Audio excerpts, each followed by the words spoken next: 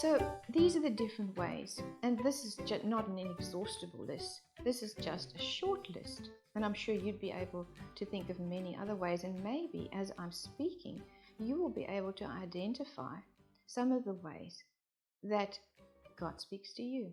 So some people hear a voice, an audible voice. Others hear an inside voice.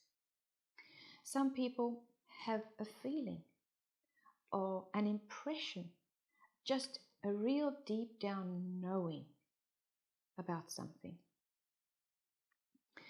Some people have words or ideas in their head.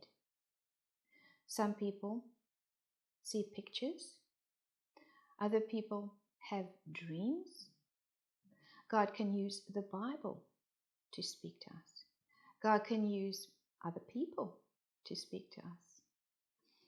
God can use things that surround us to share His thoughts with us about something.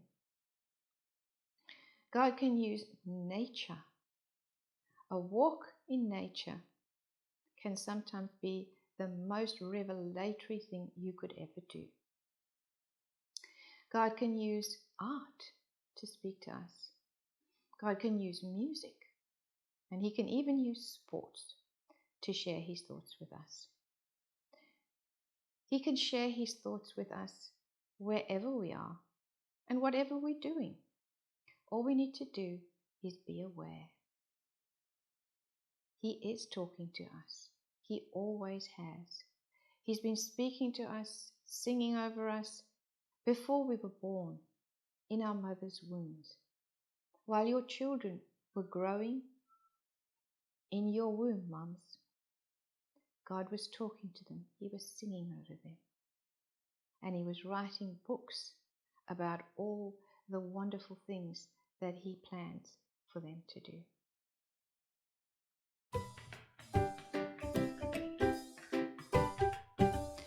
So how about you think about these questions before we move on? And you can pause the video and have a little think. Do you know how God speaks to you? What is your first memory of God sharing His thoughts with you, of Him speaking to you? Do you have any clues as to how God shares His thoughts with your children? It's so exciting to discover how the Father is sharing His thoughts with your children.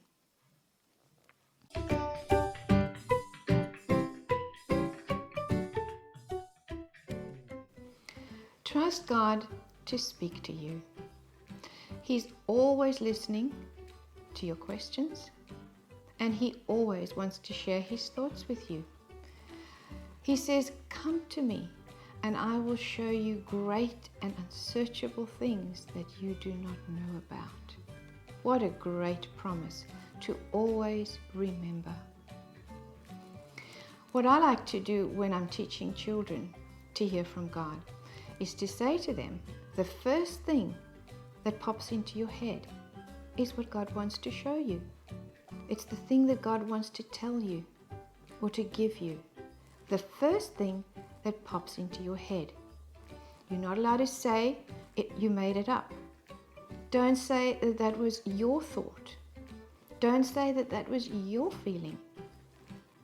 You are not allowed to say you made it up. That's a good rule to follow.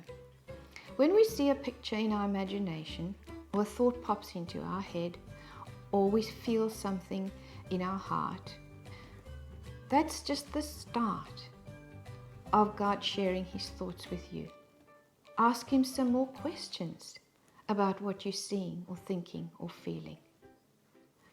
Ask Him questions like, what is it about that, Father? Why are you showing me that picture? Why am I thinking that thought? Why am I feeling that feeling?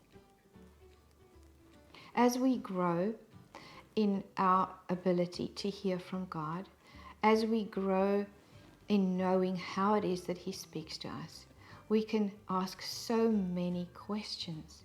And the things He reveals to us and shows us grows deeper and stronger, and we are able to interpret the pictures, thoughts, and the feelings that He gives us better and better. And we can discover why we're seeing things, feeling things, and thinking things. And this is a great thing to do with our children, developing their spiritual eyes and their spiritual ears.